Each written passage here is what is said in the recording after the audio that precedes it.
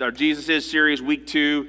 In 1879, I don't know if you know this, I looked it up, I knew about this, maybe I didn't know the date exactly, but Thomas Edison patented the first incandescent light bulb.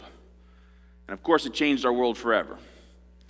They were already working on a light bulb before 1879. That's just the first one was patented. Then fluorescent light bulbs. How many guys love fluorescent light bulbs, right?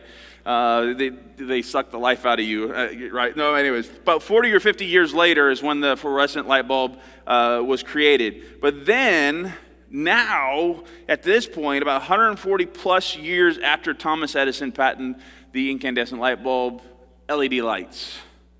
That's what it's all about. That's the go-to lighting is the LED lights. In fact, around our community, they've been changing the street lights into LED lights. And even the bulbs that are inside of these are LED bulbs now. And so that's interesting, right? How we keep seeing these advancements in artificial lighting, yet there's still something vital, important in making sure you're exposed to natural light. Because natural light, did you know natural light gives you vitamin D? That's one of the things it does. Vitamin D, if you didn't know, this is a key ingredient in strong bone development. Your body needs it to absorb calcium, and it helps us to develop as a baby and as we grow. A lack of vitamin D has also been linked to depression and obesity and even possibly multiple sclerosis. Sunlight doesn't give us vitamin D directly, but what it does is it helps our body to produce the vitamin D. So we actually produce it, but it's the sunlight that does it, that natural light that does it. But that's not the only thing that natural light does. It improves our productivity and focus, especially at work. As I was looking this up, and I was realizing my office has no windows. But anyway, I just thought about that. I was like, oh man, okay. But natural light helps our body clock when it comes to keeping time, like to know what time to sleep and what time to wake up. It's actually natural light that helps you do this. And this is why it's actually important for us not to be on our phones before we go to bed.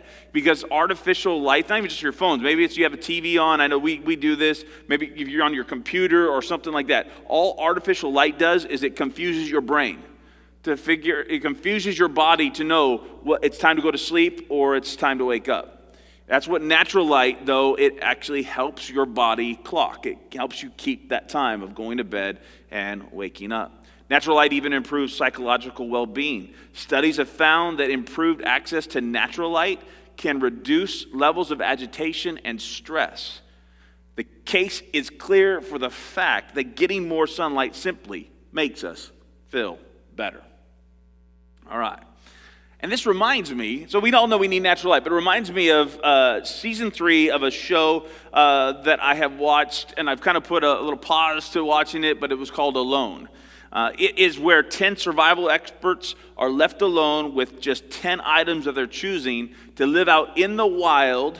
And in this particular season, season 3, they were left in Patagonia, Argentina, in South America. And one participant, he's the eventual winner, after spending 86 days alone, Zachary Fowler, he found his initial location lacked any direct sunlight. It means when the sun came over the mountains from where he was at, it never actually hit his location. So he ended up making a bold decision to create a trail up the steep hill where he was located, where then he could get light and he could build his home. This took so much energy early on in his build. And I remember watching it, and this is one of the seasons that Shammy watched with me, we're going, this guy's crazy. This guy is not going to last. Because he's spending so much energy, he's actually creating a path to go up to the top of the hill, which was difficult to do to begin with. And then he had to build his home, and he didn't just build any home. I mean, he built a pretty extensive space for himself. It wasn't like he just put a tent up and he was done. I mean, he really built that thing out. But it turned out him building his home and this path to get up there was a winning strategy for him. And partly because he knew that natural light was so important for his physical, mental, and emotional strength. Today, we're going to see that light is also important for your spiritual strength. but I'm not talking about natural or artificial light. After last week, where Jesus said, I am the bread of life in John 6:35. So he said, that's what we looked at last week. John 6:35, I am the bread of life. And we looked at what that meant for all of us. We are now skipping ahead to John chapter 8 and verse 12, where we see Jesus make the statement, I am the light of the world. So Jesus is the light of the world. What's that mean for us, that Jesus is the light of the world? Well, before we can explore why Jesus said this and how it impacts you and me, we actually got to go back 2 weeks to Easter Sunday. We need to go back to Easter Sunday. That was a message that we entitled, Who is Jesus? And where we learned that the events before Jesus said, I am the bread of life, and the events that happened before he said, I am the light of the world, are important even now for this moment when we're looking at the light of the world. If we remember, those events happened during the festival called the Festival of Shelters. It was about celebrating, commemorating the time in the wilderness where their ancestors lived in tents, and God had provided water from a rock and food in the form of manna from heaven. So it's interesting, right? Think about that. Jesus in this window of time is really highlighting some things where he did the food, as in he did the miraculous catch, and he says, I'm the bread of life, which he's saying, I'm the bread from heaven. I'm the manna. That's what he's saying in John 6:35. I'm the manna. I'm the bread from heaven. Then in John chapter 7, which we looked at Easter Sunday, he is saying that he is the water from the rock. So important to see these connections. Bread from heaven, water from the rock. And then what we see, and we see this, where because there was actually these 2 daily ceremonies during the Festival of Shelters. The Festival of Shelters is 7 days with an 8th holy day. And there's 2 ceremonies. One ceremony is a water ceremony, and it was during one of these mornings in the water ceremony where Jesus said this in John 7:37 through 38. On the last day, the climax of the festival, Jesus stood and shouted to the crowds, anyone who is thirsty may come to me. Anyone who believes in me may come and... I can look here, but I was looking up. And may drink, for the scriptures declare, rivers of living water will flow from his heart. This is actually believed, it's not a direct quote from Zechariah chapter 14, but it is referencing Zechariah chapter 14, which we'll get to that as well in just a second. So during those wandering years, God didn't just provide bread from heaven, I am the bread of life, or water from rock, where we see that Jesus is saying the water flows from me, but God also provided a pillar of fire for them to follow at night. The other ceremony in the Festival of Shelters was an evening ceremony that was a light ceremony. This light ceremony would take place in what is known as the Court of Women. It's a wide open area in the temple that had 4 huge lamps that priests would light. The lamps were tall enough that the priests needed to use ladders to reach them. And each lampstand had 4 golden bowls filled with oil. And guess what? For wicks, they actually used worn-out undergarments from the priests. All right, but that's the research. There we go. It was all said that those 4 lamps lit up all of Jerusalem.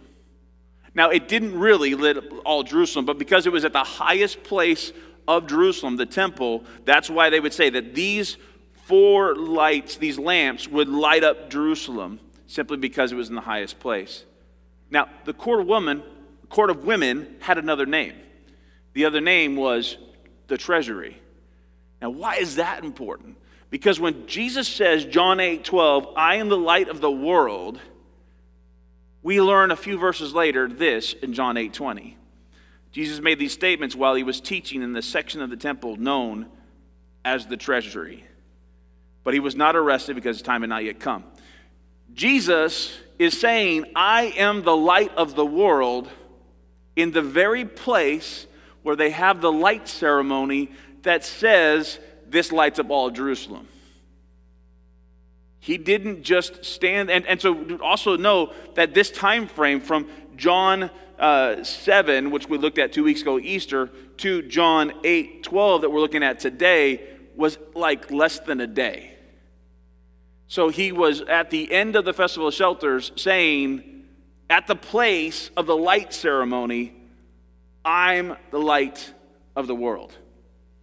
Just as he was during the water ceremony saying, I am where the water flows. Rivers of water come through me. And that the bread of heaven isn't just manna, it's me. I'm the bread of life. I hope we understand this and see this, because I want to show you 3 ways that Jesus let it be known he was the light of the world. He declared it, he shed it, and he demonstrated it. And so the first one is that Jesus simply declared light. Jesus declared it, like literally said, Jesus declared light. In John 8:12a, it says, first part, we're going to break down John 8:12 into 3 different references. It says, Jesus spoke to the people once more and said, I am the light of the world. When Jesus declared he was the light of the world, like I said, he was fulfilling just the same thing he fulfilled about John 7, fulfilling Zechariah 14. He's doing it here too. Zechariah 14, verses 6 through 7. On that day, the sources of light will no longer shine, yet there will be continuous day. Only the Lord knows how this could happen. There will be no normal day and night, but at evening time, it will still be light. When Jesus was declaring he was the light of the world, and he was standing in the area where these lamps were lit. And again, he's saying, you are celebrating me. I am the light that was in the wilderness. I am the light of all Jerusalem. But I am also saying right now that I am the light of the whole world. This was simply the first way that Jesus was letting people know he was the light of the world. He declared it. The first thing he simply says, I am the light of the world. It wasn't like he was trying to hide in the shadows with this statement. He's declaring it for all to know. I am the light of the world. The second thing he did was he shed it. He shed light. Now, what I'm talking about here is about shedding light. We'll see it in the next part of John chapter 8, verse 12, what we're talking about shedding light. Not like he was taking light off. That's not the kind of shedding that we're talking about, like he was shedding a skin or something.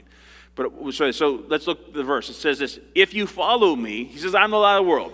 If you follow me, you won't have to walk in darkness. Why would that be the case? If you follow the light of the world, you won't have to walk in darkness. It just makes natural sense, right? Like literally, if you're following light, there will be no darkness. He wasn't trying to be cute here. He was just simply saying, I'm the light of the world. If you follow after the light of the world, you will not have darkness. And so it's just real simple there. But the shed light, it means to make something easier to understand. Or maybe to say, to illuminate it. Jesus illuminated that he was light. So after declaring he was the light of the world, he began to explain and illuminate to those present how he was the light of the world. Now this was where, I'll be honest, man, this was where it was really difficult to try to put together this part of the message for you, because there's just so much packed in John chapter 8. There's so much there. So just real quickly, I just have to tell you there's some things that he helped them understand. Was how he was sent by the Father, and together he and the Father made what he was saying true. So John 8:17 and 18 says this, your own law says that if 2 people agree about something, their witness is accepted as fact. I am one witness, and my Father who sent me is the other. Because they were saying, there's no way you're the light of the world. There's no way you're what you're saying you are. You can't say that because you're the only one saying it. So you're a lone witness here. So your very fact is debunked. And so Jesus is saying, I ain't the only witness. My Father is the other witness. There we have 2 witnesses, and by your own law, I'm saying the light of the world is true because of God the Father and because of me. He then helped them understand how they still needed to be set free from the slavery of sin, though they were not slaves to man. And this is found in John 8:31 through 32, and actually it's verses around it as well, because Jesus says this, to the people who believed in him, you are truly my disciples if you remain faithful to my teachings. And you will know the truth, and the truth will set you free. And what happens here in these verses, this part of the verses, is everyone's like, whoa, we're not slaves. We're not slaves to anybody. What do you mean? We need to be set free. We don't need to be set free. And Jesus is trying to explain to them, as the light of the world, I can set you free from your sin. Yet you're slaves to sin, not that you're slaves to man. Again, it's like last week, remember we talked about how Jesus kept trying to get it into their head, but he's like translating God into human, right? And then the translation gets lost a little bit there for them to understand. This is the same thing that's happening here in John chapter 8, is again, he's trying to say something to them. They see it from an earthly perspective. He's speaking from an eternal perspective. And then he helped them to understand that how he and God the Father were actually one. John 8:58, he says, I tell you the truth, before Abraham was even born, I am. In that moment when he says, I am, he is referencing back to when God with Moses said, I am. So we got to understand, Jesus was never like, hey, when people say he's a good man, he's a good teacher, good prophet, no, he's a nutcase, or he is who he said he is. And this is at least where the Pharisees understood that. I would just say the religious leaders understood what Jesus was doing.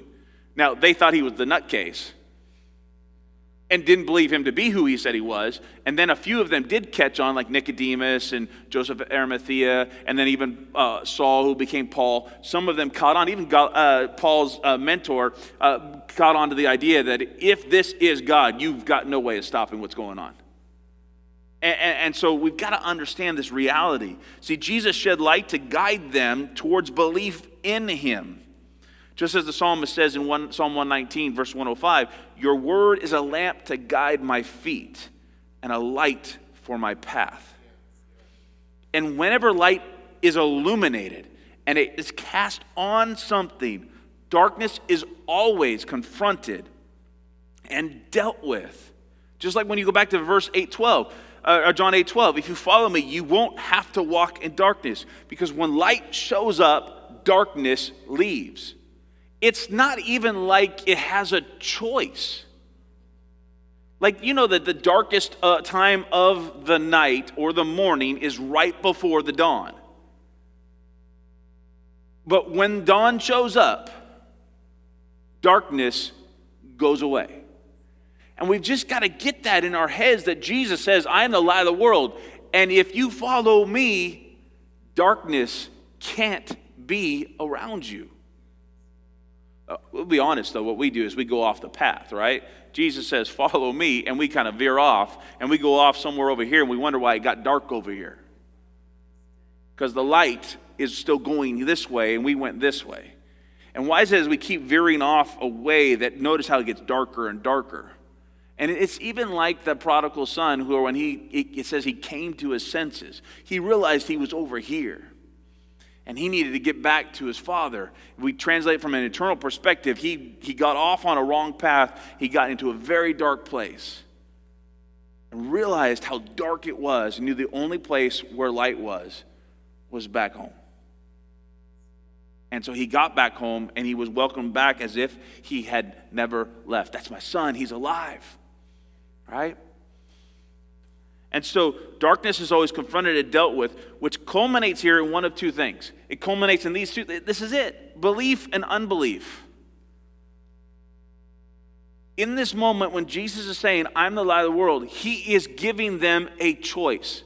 He's giving them two, like we talked about. I mean, who is Jesus? He brings division. Division to a decision. The decision is to believe or not believe in Jesus.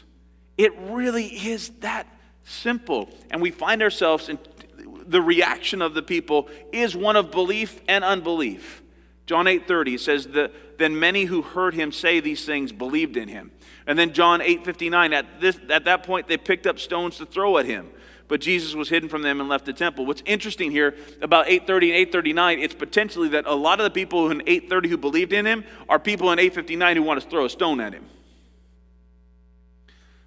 And so you wonder why when you see people who start following Jesus, then all of a sudden they can't stand Jesus at some point, because maybe it got a little too hard to follow Jesus. Because that thing that they were asked to, that thing that was illuminated on their life, they're like, no, Jesus, I didn't think we were going to go there. Not that part of my life. I thought I had Thursday nights to myself.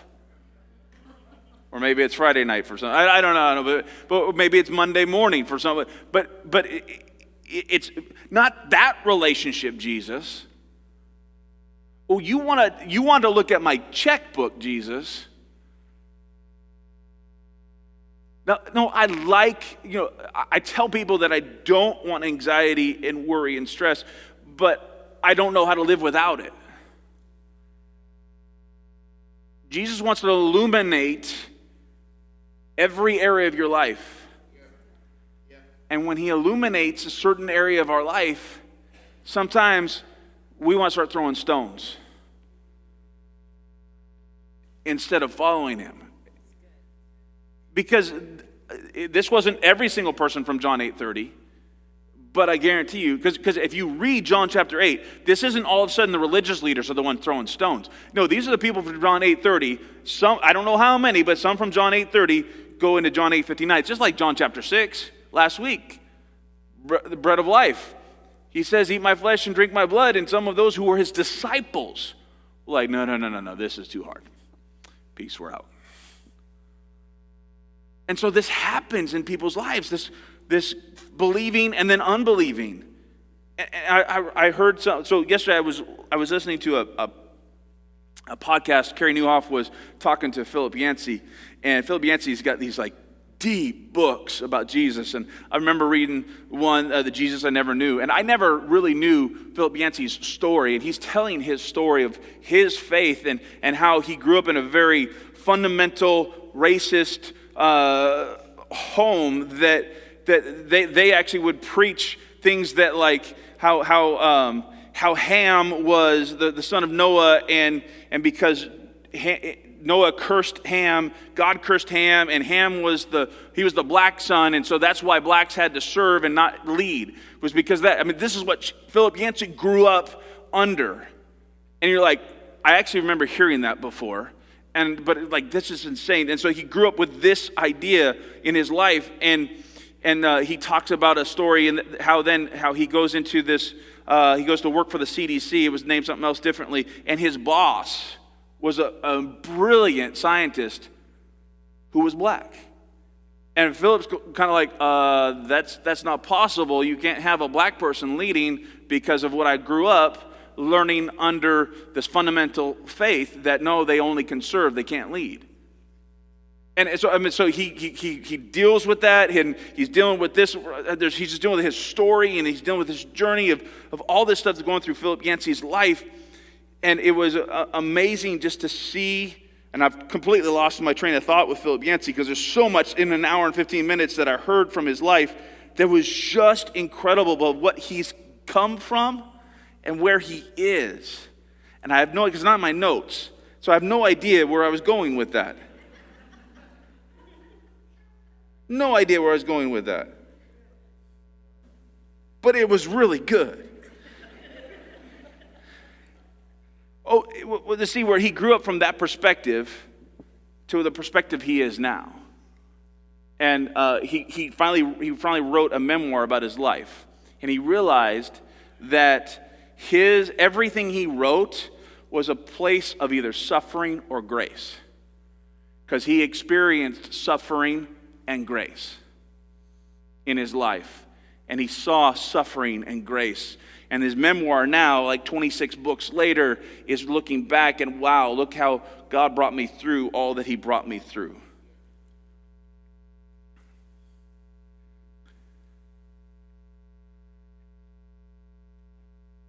And I remember the other thing that was interesting, because his dad and mom were supposed to be missionaries. And his dad it was during the polio pandemic. His dad got polio, and he was on something called an iron lung that was keeping him alive, but his church, his fundamental church, said, you need to come off of that because God's going to heal you. And so he came off of the lung thing truly out of faith, and his wife was in agreement on that. And he got a little bit better, but 2 weeks later he died. And so Philip Yancey, who is a very, who's a man of God who has really sought out his faith and trying to figure out God. He didn't know his dad. His dad, he was 1 year old when that happened with his dad, and he came to this place of understanding that was a genuine. These people genuinely believed God was going to heal his dad. But his life was completely changed because of an incorrect belief. Not that God couldn't heal him, but the fact that they said, you know what, he doesn't need any medical help whatsoever, God's going to do it. Instead of confirming that God's going to do it, I know, because we believe in divine healing. Absolutely believe in it. But I also believe in divine healing can be worked through great physicians, not just the great physician. And so it's like it's a blend of trying to figure it out, right? And they just went like, doctors know, and how this changed and messed with his life, and how his brother, through this, chose not to believe where Philip chose to believe. Again, I hope that makes sense with the message. Otherwise, it's just really good information for you today.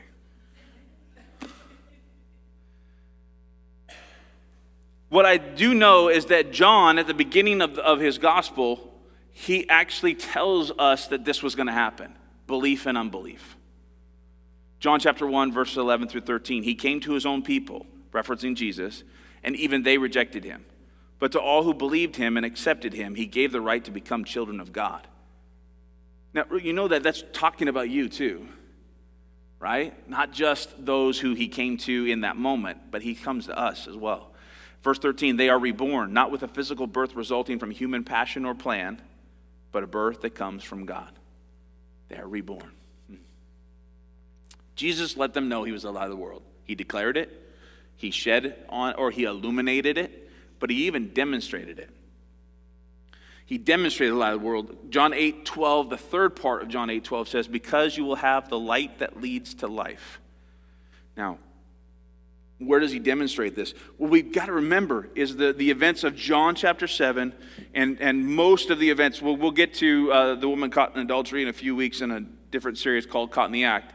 But so John 7, John 8, and John 9, these are just a couple days together. And so we've got to realize that what he just did, said, I'm the light of the world, and has this big interaction with them. He's talking to them, they want to stone him. He's out. He leaves the temple.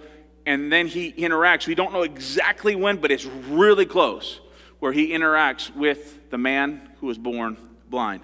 Again, we will look at this story later, but we're just going to highlight it real quick. Verses 1 through 3 of John chapter 9. As Jesus was walking along, he saw a man who'd been blind from birth. Rabbi, his disciples asked him, why was the man born blind? Was it because it was his own sins or his parents' sins? It was not because of his sins or parents' sins, Jesus answered. This happened so the power of God could be seen in him. And then Jesus said this in John 9:5. While I am here in the world, I am the light of the world. So he's reminding them of the light of the world. And Jesus gives this man his physical eyesight for the first time. Jesus, let there be light in the man's eyes. After Jesus healed the man, the Pharisees then decide to interrogate this man. And then they interrogate his parents. And it's kind of funny because his parents are like, he's old enough, ask him again. We'll get into this story. It's a great story. But then they interrogate this man a second time. And in the second interrogation, this man is basically saying, do you guys want to follow Jesus too? Is that why you're asking me so much? Because you want to follow Jesus too? Look at verse 28, 29. This is their response to when him saying, hey, you want to follow Jesus too? They say this, you are his disciple, but we are disciples of Moses. We know God spoke to Moses, but we don't even know where this man comes from. So when they reacted to this way, to this blind man, what we actually see is this blind man didn't just receive his physical sight, that his physical sight wasn't just restored, but he actually found spiritual strength, and now he could see what even the religious leaders could not see. And he says this in verse 30. Why, that's very strange. He healed my eyes, and yet you don't know where he comes from? We know that God doesn't listen to sinners, but he is ready to hear those who worship him and do his will. And pay attention, look at verse 32. This is the blind man telling the religious leaders. Verse 32, ever since the world began, no one has been able to open the eyes of someone born blind. No one. If this man were not from God, he couldn't have done it. So what we're seeing here in this moment is that this blind man had far greater vision than the religious leaders. He had sight that wasn't just physical now. He had spiritual sight, spiritual strength to see, because the light of the world had come to him and demonstrated his power in him.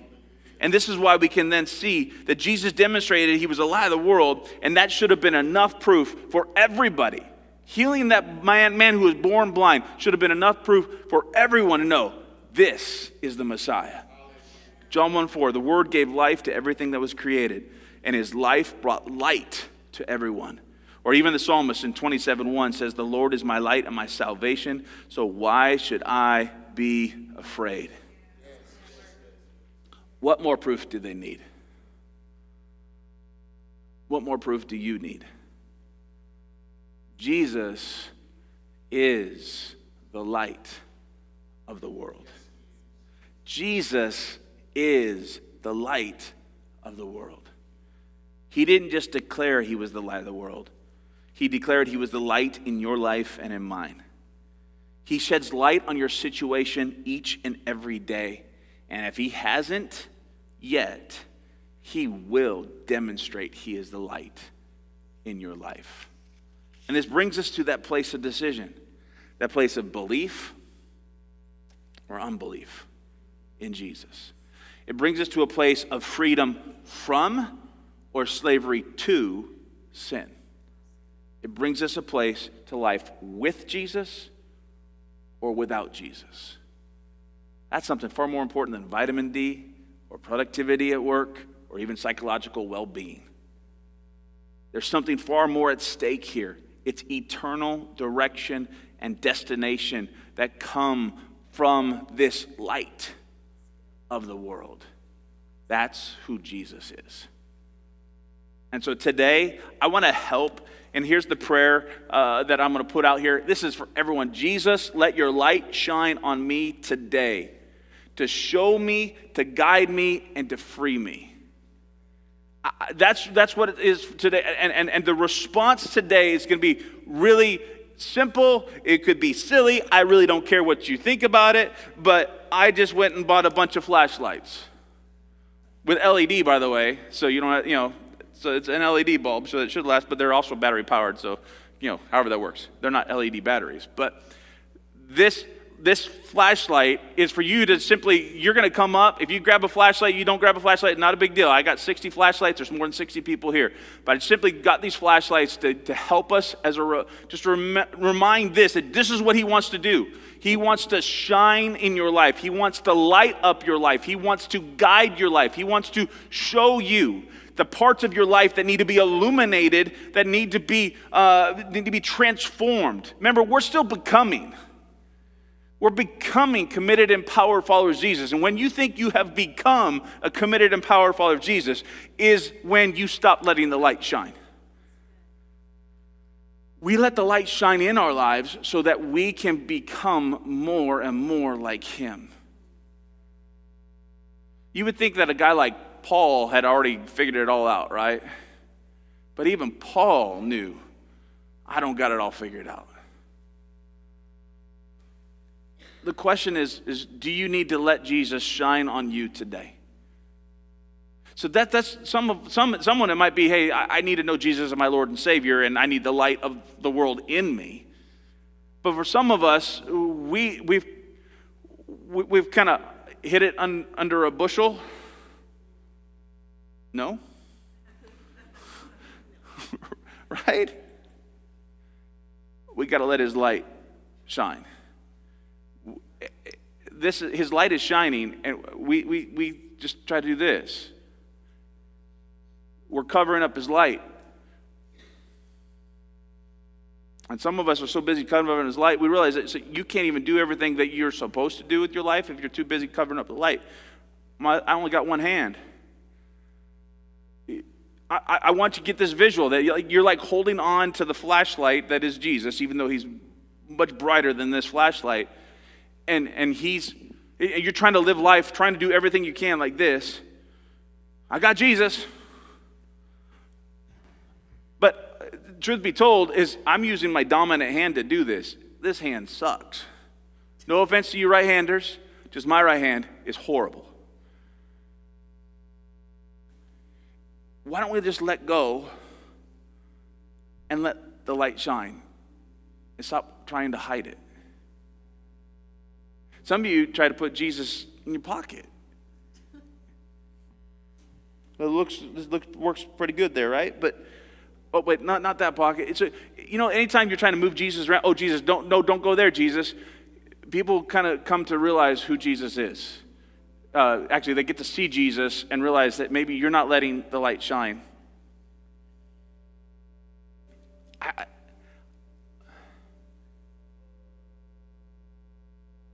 I just want to make this point is, do you need Jesus to illuminate an area of your life?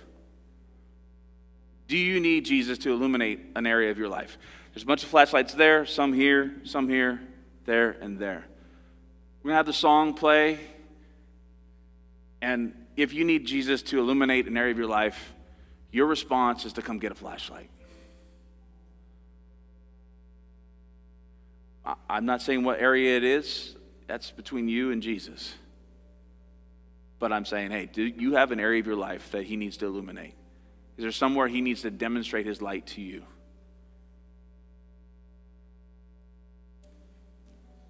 Let me pray over you, and then Pastor Chris will sing, and then we'll have our altar. Jesus, I thank you for being the light of the world. I thank you that you have illuminated things in my life. You have made things clear to me, the things that I've needed to transform in my life or have transformed in my life. I thank you that you've gone into the different areas of my life and you've made me more like you. May we respond today and say, yes, I want to be more like you. In your name we pray. Amen. I want to take you through the challenge and the conversation questions real quick, and then you'll be dismissed. Bring Jesus into every situation in your life. Bring Jesus, bring the light of the world into every situation of your life. Bring him with you. Maybe for you, the challenge is to take the flashlight and bring the flashlight with you as a sign of, remember, bringing him with you. But we want him just not bring with you like through your life, but then also to illuminate the areas of your life that he needs to work on and transform in your life. That's the challenge this week. The conversation questions look like this. What areas of your life do you need Jesus to declare, let there be light? Let him declare that light and shine it on that area of your life. And how can you let Jesus shed his light on those areas of your life? He shows you the area. Now, how can Jesus, you need to ask this, have this conversation of how Jesus can shine that light and he can illuminate it in your life in those areas. And then who does Jesus want to demonstrate his light to through you? So the idea, remember, we light shine on us, but we want light shine through us. All right?